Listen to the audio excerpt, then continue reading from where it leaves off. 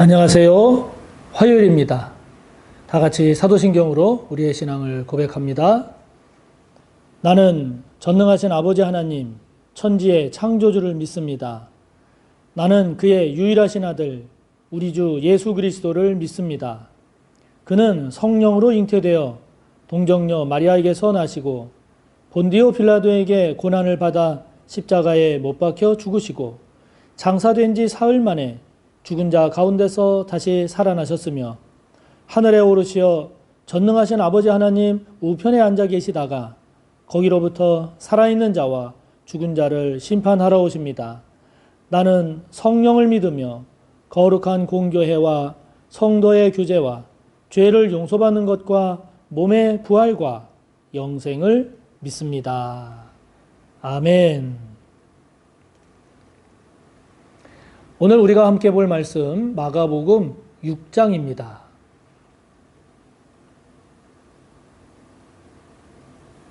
오늘은 마가복음 6장 1절에서 13절까지의 말씀을 함께 봅니다.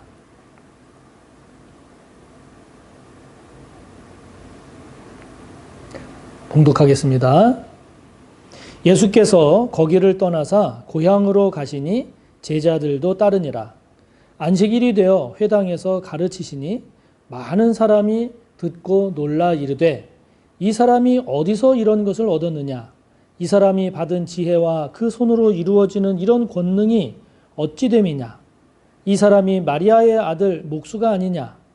야고보와 요셉과 유다와 시몬의 형제가 아니냐? 그 누이들이 우리와 함께 여기 있지 아니하냐 하고 예수를 배척한지라. 예수께서 그들에게 이르시되 선지자가 자기 고향과 자기 친척과 자기 집 외에서는 존경을 받지 못함이 없느니라 하시며 거기서는 아무 권능도 행하실 수 없어 다만 소수의 병자에게 안수하여 고치실 뿐이었고 그들이 믿지 않음을 이상히 여기셨더라. 이에 모든 촌에 두루 다니시며 가르치시더라. 12제자를 부르사 둘씩 보내시며 더러운 귀신을 제어하는 권능을 주시고 명하시되 여행을 위하여 지팡이 외에는 양식이나 배낭이나 전대의 돈이나 아무것도 가지지 말며 신만 신고 두 벌 옷도 입지 말라 하시고 또 이르시되 어디서든지 누구의 집에 들어가거든 그곳을 떠나기까지 거기 유하라. 어느 곳에서든지 너희를 영접하지 아니하고 너희 말을 듣지도 아니하거든 거기서 나갈 때에 발 아래 먼지를 떨어버려 그들에게 증거를 삼으라 하시니 제자들이 나가서 회개하라 전파하고 많은 귀신을 쫓아내며 많은 병자에게 기름을 발라 고치더라. 아멘. 오늘 말씀을 보면 내용적으로 보면 이제 두 내용이 오늘 말씀에 소개되고 있습니다. 하나는 고향에서 배척당하신 예수님에 관한 내용이 있고 또 하나는 예수님께서 제자들을 파송하시는 사역하게 하시는 그런 내용이 오늘 소개가 되고 있습니다. 자, 그 내용들을 우리가 묵상하면서 우리가 무엇을 되새기면 좋을까 함께 살펴보려고 하는데요. 먼저 고향에서 배척당하신 그 예수님의 내용을 보면 예수님께서 다시 이제 고향으로 가셨는데 안식일 날 회당에 들어가셔서 이제 가르치셨습니다. 그런데 그 예수님께서 가르치시는 그 가르침에 사람들이 놀란 거죠. 그 가르치시는 예수님의 지혜나 그리고 그 예수님께서 행하시는 그 권능에 대한 이야기 그런 것들을 알고 듣고 그랬던 사람들이 예수님께서 가르치시는 그 가르침을 보고 놀란 겁니다. 놀랐는데 그런데 그 놀램을 통해서 예수님을 믿게 되고 예수님을 이제 고향 사람들이지만 존경하게 되고 예수님의 그런 메시아됨을 인정하고 이렇게 발전이 되고 전개가 됐으면 좋았는데 그런데 오늘 말씀을 보면 3절 맨 마지막을 보면 이 고향 사람들이 예수님을 배척합니다. 예수님을 배척합니다. 왜 배척했는가? 거기에 나오는 내용들을 보면 이런 내용들을 소개를 하고 있습니다. 3절에 보면 이 사람이, 이 예수라는 사람은 마리아의 아들 아니야?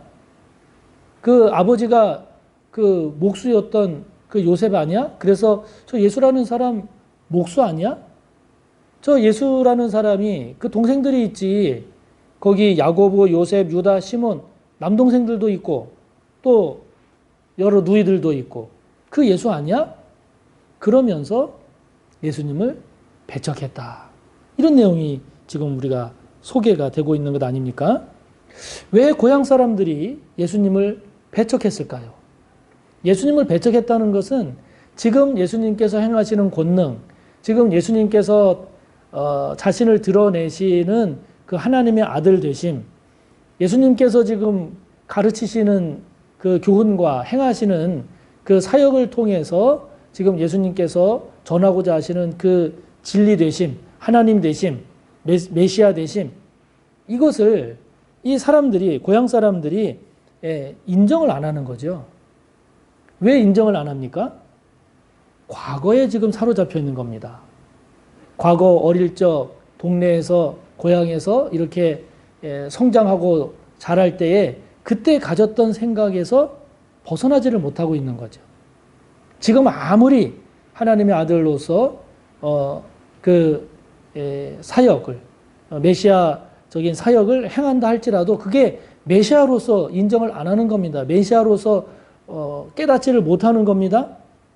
그냥 과거 어릴 적 고향에서 자랐던 그 모습에 사로잡혀 있는 거죠. 그런 인간적인 생각, 그런 인간관계에 사로잡혀 있는 거죠. 그걸 가지고 지금의 예수님을 보려고 하는 겁니다. 그러니까 안 되는 거죠. 예수님의 지금의 위치, 지금 예수님께서 행하시는 사역의 본질, 지금 예수님께서 드러내시는 예수님이 보여주시는 예수님의 의미, 이것을 전혀 받아들이려고도 안 하고 인정하지도 않고 깨닫지도 못하고 있는 거죠. 그러니까 이런 어처구니 없는 예수님을 배척하는 그러한 결과를 낳고 마는 것 아니겠습니까? 지금으로부터 한 5년, 6년 전에 내 친구는 대통령이라고 하는 그 개그 코너가 있었습니다.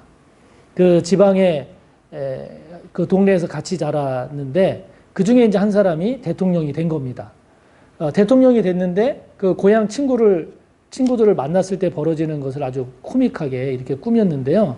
그때 그 대통령의 친구를 보면 지금 대통령인데 여러분 대통령은 한 나라의 최고 그 지도자고 군 통수권자고 행정부의 수반이고 국가의 원수 아닙니까? 그만한 권한, 능력, 지위, 영향력 그거를 인정하고 거기에 맞게 이해를 하고 대우를 해줘야 되는데 이 고향 친구가 고향에 같이 지냈던 그때로 생각을 하는 거죠. 그래가지고 어처구니 없는 걸 요구하는 것 아닙니까? 자기 어머니 팔순 때 와서 뭐 사회를 봐달라는 둥, 뭐 대통령 전용기를 자기도 같이 타고 어디를 가게 좀 해달라는 둥. 아주 코믹한 내용이 전개가 되는데 왜 그게 코믹합니까? 지금 대통령의 권한이나 지위나 의미, 본질 거기에 걸맞게 그렇게 이해를 하고 깨닫고 대우를 해야 되는데 그렇지 않고 과거에 그렇게 사로잡혀서 어릴 적 동네 친구로서 대하고 또 그것 가지고 요구하니까 이게 웃을 수밖에 없는 거죠. 마찬가지 아니겠습니까? 저와 여러분도 내 스스로의 생각, 과거의 생각에 사로잡혀서 그래서 현재를 무시하고 깨닫지 못하고 그러므로 인해서 잘못된 인간관계나 또 주님과의 관계에 있어서도 문제가 생길 수 있는 그런 것이 얼마든지 있는 거죠. 우리가 예수님을 배척하는 경우도 보면 과거에 가졌던 그러한 생각 그런 것 때문에 지금의 예수님을 새롭게 만나지 못하는 그런 경우가 종종 있습니다. 인간과의 관계도 마찬가지입니다. 지금 현재, 지금의 위치, 지금의 역할, 지금의 의미 이거를 존중하고 인정하고 거기에 맞게 성숙하게 관계를 맺어야 되는데 과거에 갖고 있었던 그 과거의 미성숙한 기억, 경험, 생각 그것을 가지고 인간관계를 지금 맺으려고 하다 보면 실수를 하게 되고 웃지 못할 우스운 그런 모습을 우리가 보게 되지요. 저와 여러분이 과거에 좋은 추억이라 할지라도 그 과거에 사로잡히지 않기를 바랍니다. 저와 여러분이 주님과의 관계도 그런 나의 주관에 사로잡혀서 나의 그런 잘못된 그런 내 주관에 사로잡혀서 오늘의 예수님을 배척하고 밀어내는 이런 어리석은 안타까운 이런 모습이 저와 여러분 가운데는 없는지 한번 잘 돌아보면서 오늘의 예수님, 오늘의 인간관계를 잘 맺을 줄 아는 저와 여러분이 되기를 바랍니다. 두 번째 내용은 예수님께서 제자들을 파송하시는데 정리해서 말씀드리자면 이 내용을 통해서 사역자로서 가져야 될 바른 자세는 뭘까 하는 것을 우리가 한번 생각해 보면 좋겠다 하는 생각이 듭니다. 예수님께서 제자들을 파송하실 때 둘씩 보냅니다. 둘씩 짝지어서 보냅니다. 동역의 중요성을 보여주시죠. 혼자 이렇게 사역하는 게 아니라 협업의 중요성을 보여주십니다. 그 당시 유대 관습은 이렇게 두 사람씩 짝을 지어서 하는 것이 관습이었다고는 합니다. 또한 최소한 전하는 자의 그 전함이 신빙성이 있으려면 최소한 두 명이 이렇게 증인이 되어야 되는 거죠. 물론 그런 측면도 있습니다만은 이것을 오늘의 우리의 또 다른 의미로 우리가 묵상을 하자면 예수님께서 둘씩 보내셨다라고 할 때는 그만큼 동역의 중요성, 협업의 중요성을 예수님께서 보여주고 계신 거죠. 또 예수님께서 귀신을 제어하는 권능을 제자들에게 주십니다. 그러니까 이 권능은 제자들 스스로의 능력이 아닌 겁니다. 주님께서 주신 권능이죠. 다시 말하면 우리가 사역을 할 때, 주님의 일을 할 때 이처럼 주님으로부터 권능을 공급받아서 해야 되지 내 자신의 지혜와 능력과 경험을 의존하고 그것을 가지고만 사역을 하려고 하다 보면 시험에 들기도 하고 교만해지기도 하고 후유증을 꼭 앓게 됩니다. 주님이 주시는 권능이 있어야 됩니다. 또 예수님께서 제자들을 파송하실 때 지팡이 그리고 신만 신고 다시 말하면 최소한의 것만 가지고 가야지 그 이외에 재물을 원하거나 또는 보다 더 넉넉하게 준비해서 가려고 하거나 또 사람에 대한 미련을 가지고 사역하면 안 된다라고 하는 것을 말씀하십니다. 그래서 예수님께서 지팡이와 신만 신고 다른 것은 준비하지 말고 가라. 다시 말하면 하나님만 의지하고 가라. 예수 그리스도 주님께서 주신 권능만 믿고 가라 라고 하는 거죠. 그래서 어느 집에 유하게 되면 그곳을 떠날 때까지 거기에 유하는데 만약에 너희를 영접하지 않을 때는 그 사람에 대한 미련 갖지 마라. 미련 갖지 말고 발에서 먼지를 떨어내라 라고 말씀합니다. 우리가 주님의 일을 함에 있어서 우리가 어떤 자세로 사역해야 할 것인가. 우리가 조금 더 의미를 넓히자면 우리가 어떤 일을 할 때 어떤 마음과 어떤 자세로 해야 할 것인가 라고 하는 것을 주님께서 말씀하시는 거죠. 저와 여러분 동역하는 일, 협업이 잘 이루어지고 있습니까? 이기적으로 독단적으로 하는 모습이 있지는 않습니까?